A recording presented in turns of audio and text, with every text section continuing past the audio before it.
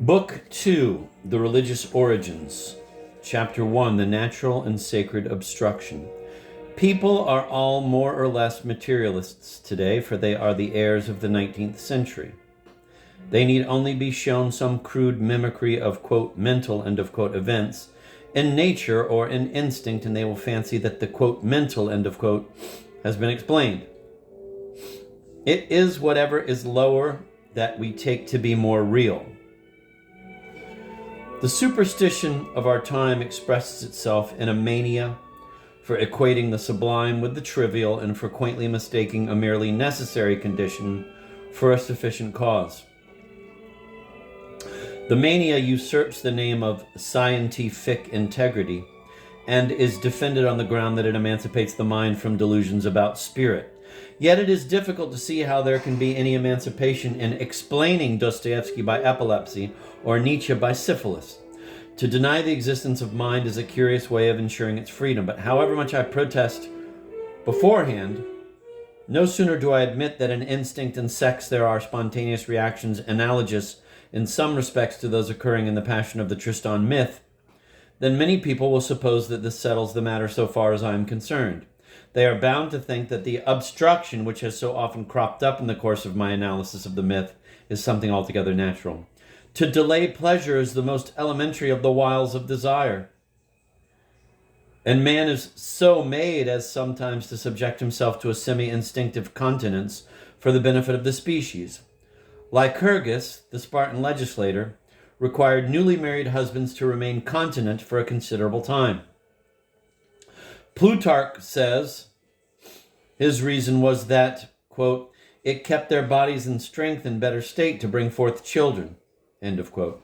And that, quote, it continued also in both parties a still burning love and a new desire of the one to the other, end of quote. Likewise, feudal chivalry, it will be said, looked upon chastity as an instinctive obstacle to the assertion of instinct and extolled it in order that warriors might be the better fitted to show valor.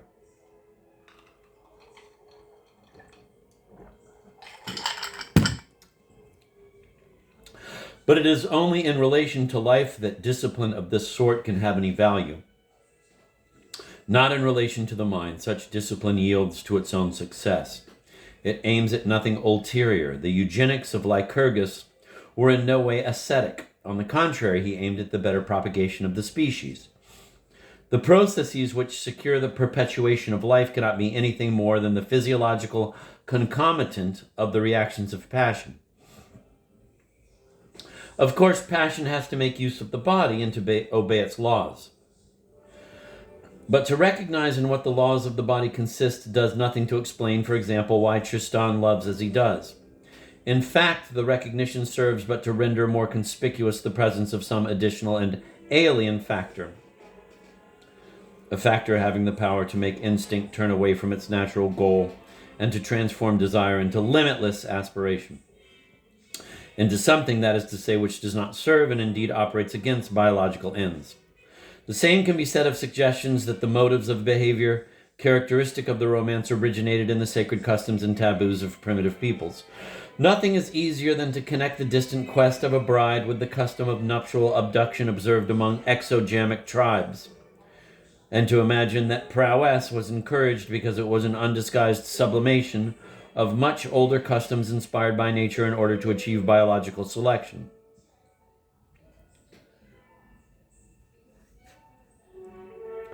Even the longing for death can be assimilated to the death instinct that Freud and the latest biologists refer to.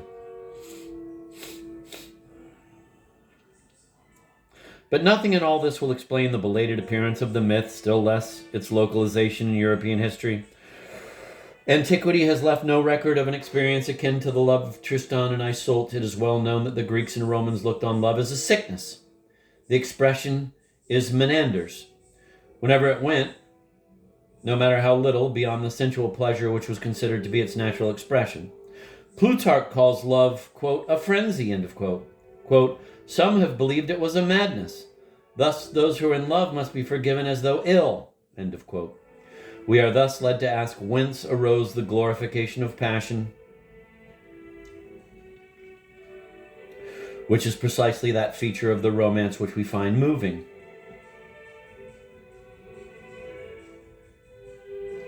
To speak of a deflection of instinct is to say nothing, inasmuch as what we want to know is indeed how the deflection was caused.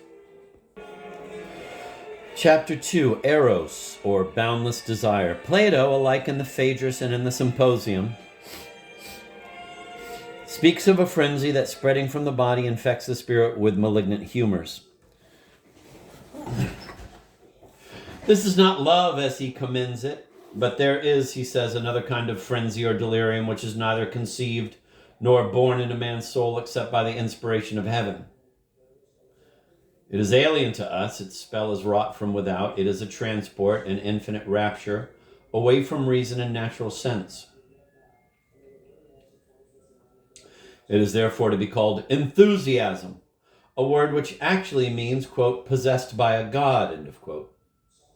For the frenzy not only is of heavenly means, quote, possessed by a god, end of quote. For the frenzy not only is of heavenly origin, but culminates at its highest in a new attainment of the divine.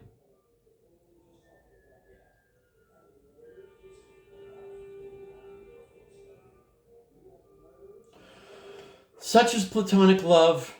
I am, of course, aware that Socrates is made to say in the Phaedrus that the greatest satisfaction of the lover comes not from physical fulfillment, but from consciousness of the joint attainment by lover and beloved of self-mastery. And in the Symposium, that erotic passion at its highest is a delight in beauty of every kind.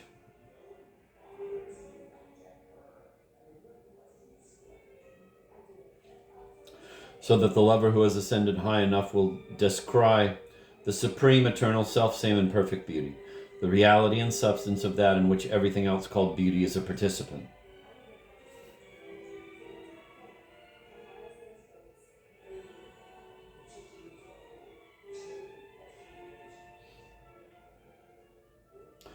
But I am concerned above all with what European culture generally has preserved of Plato. Such is Platonic love. It is divine, a divine delirium, a transport of the soul, a madness and supreme sanity both. A lover with his beloved becomes as if in heaven, for love is the way that ascends by degrees of ecstasy to the one source of all that exists.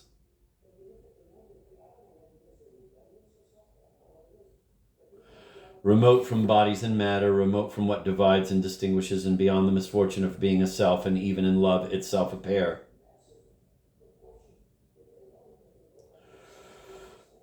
Eros is complete desire, luminous aspiration, the primitive religious soaring carried to its loftiest pitch, to the extreme exigency of purity, which is also the extreme exigency of unity. But absolute unity must be the negation of the present human being in his suffering multiplicity.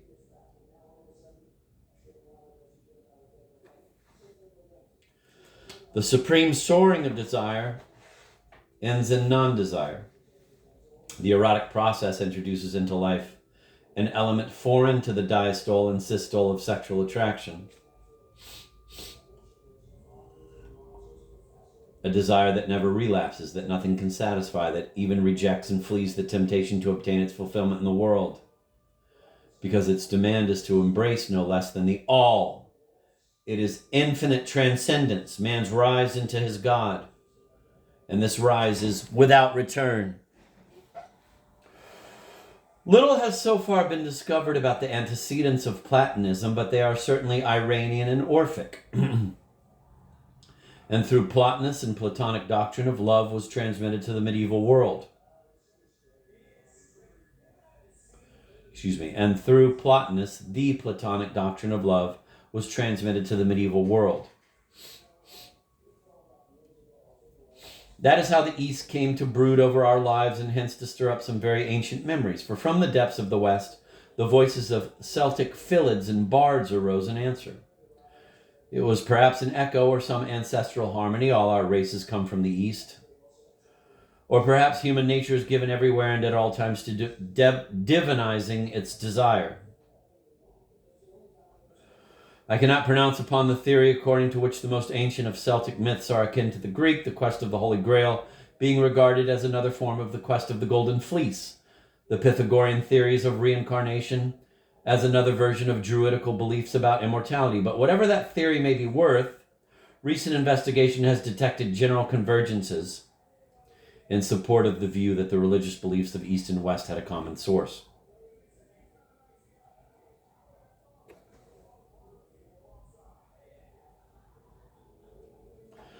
The Celts spread over Europe from the Atlantic to the Black Sea long before the Romans embarked upon their conquests, but the Celts were not a nation.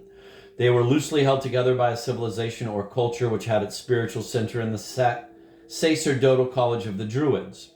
The college had not emanated from small tribes. It was, quote, a kind of international institution, end of quote, and served every people of Celtic race from the remote corners of Britain and Ireland across to Italy and Asia Minor.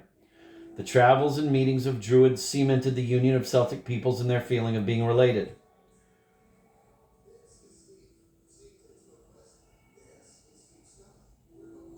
The Druids were grouped in brotherhoods and had very wide powers. They were soothsayers, magicians, medicine men, priests, and teachers all in one. They set nothing down in writing, but by word of mouth.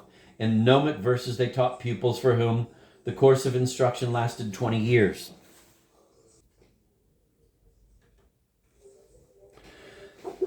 The sacerdotal college of the Druids was not unique. Iranian magi, Indian Brahmins, Roman pontiffs, and flamens have been credited with identical institutions, and that flamen is the same name as Brahmin indicates that the functions of each of these various kinds of priests were fundamentally akin.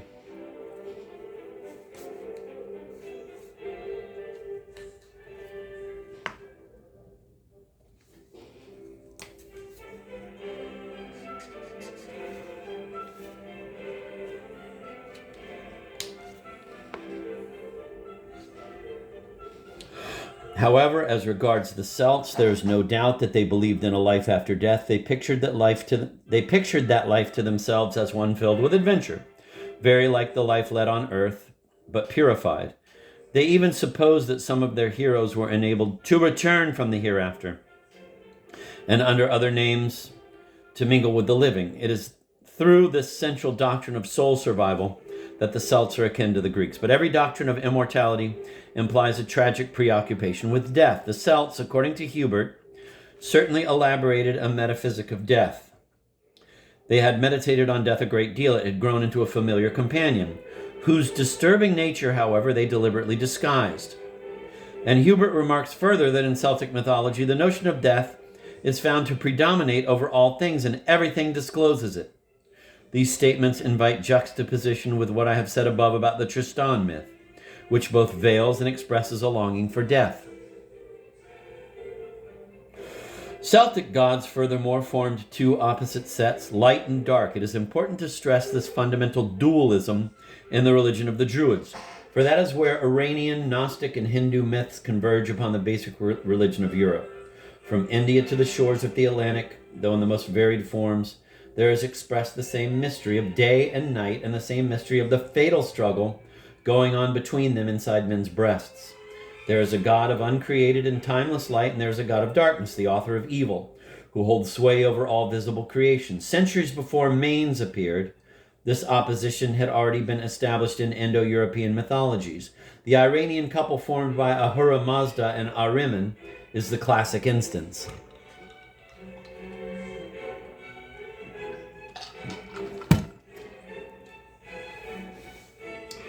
Of direct interest for our purpose, woman, in the eyes of the Druids, was a being divine and prophetic. She is typified by the Germanic Veleta, who in the Chateaubriand's Martyrs appears by night to a Roman general lost in reverie. Do you know, she says to him, that I am a sprite? Eros has taken the guise of woman and symbolizes both the other world and the nostalgia which makes us despise earthly joys. But the symbol is ambiguous, since it tends to mingle sexual attraction with eternal desire. The Eselt mentioned in sacred legends as being both, quote, an object of contemplation and a mystic vision, end of quote, stirred up a yearning for what lies beyond embodied forms. Although she was beautiful and desirable for herself, it was her nature to vanish. Quote, the eternal feminine leads us away, end of quote, Goethe said. And, quote, woman is man's goal, end of quote, according to Novalis.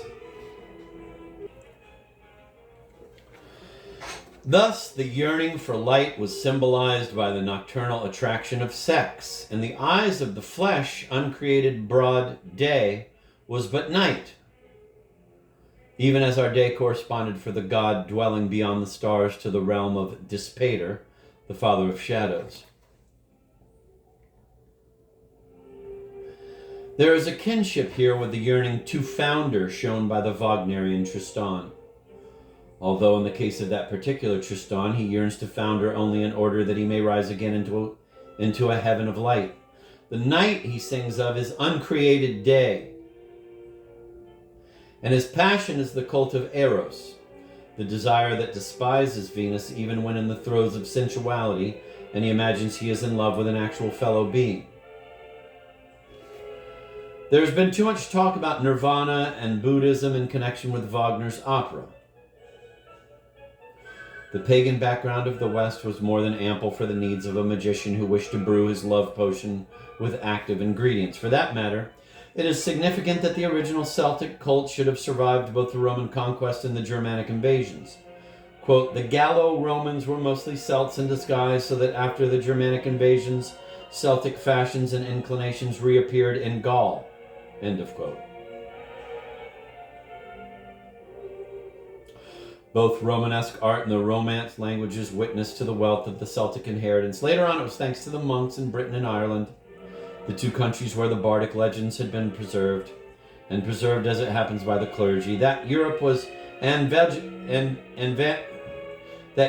evangelized and brought back to the study of letters. This carries us to the threshold of the period in which the Tristan myth sprung up.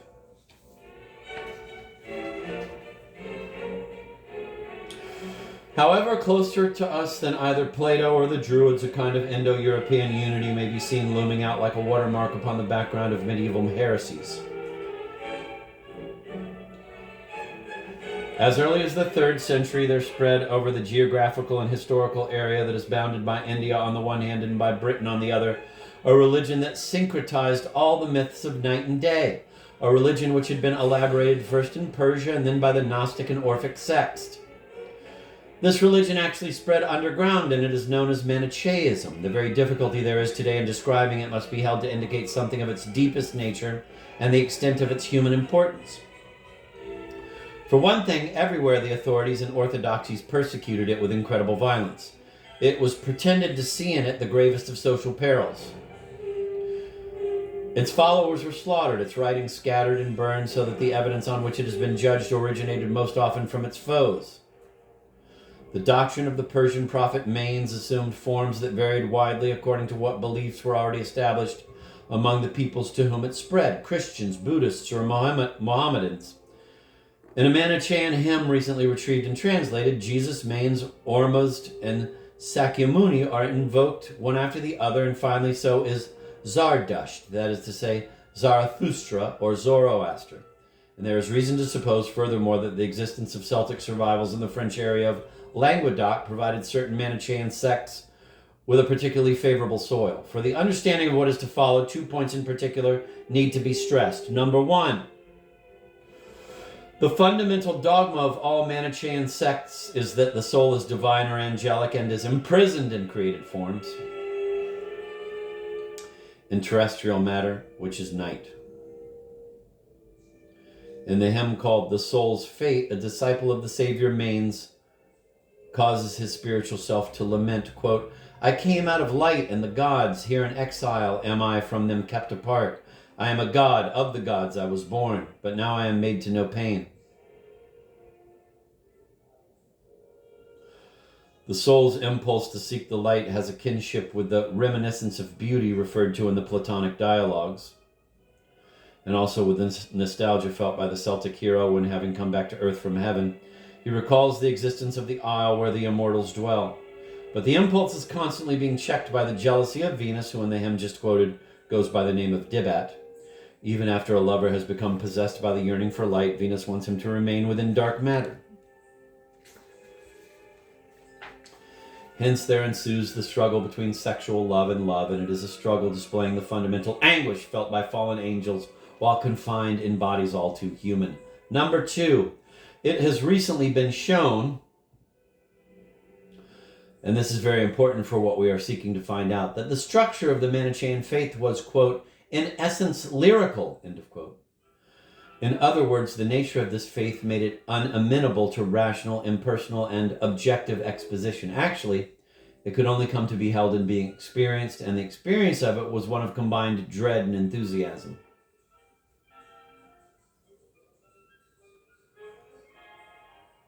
That is to say, of invasion by the divine, which is essentially poetic. The cosmogony and theogony of this faith became true for a believer only when certitude was induced by his recital of a psalm.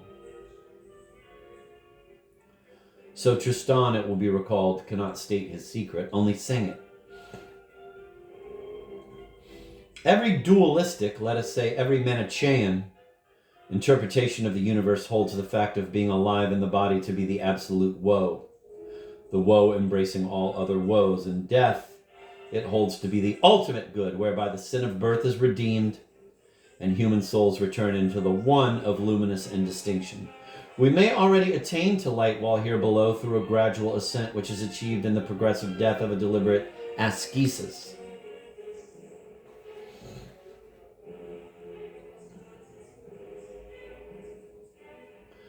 But the goal and the end of the spirit is also the end of limited life.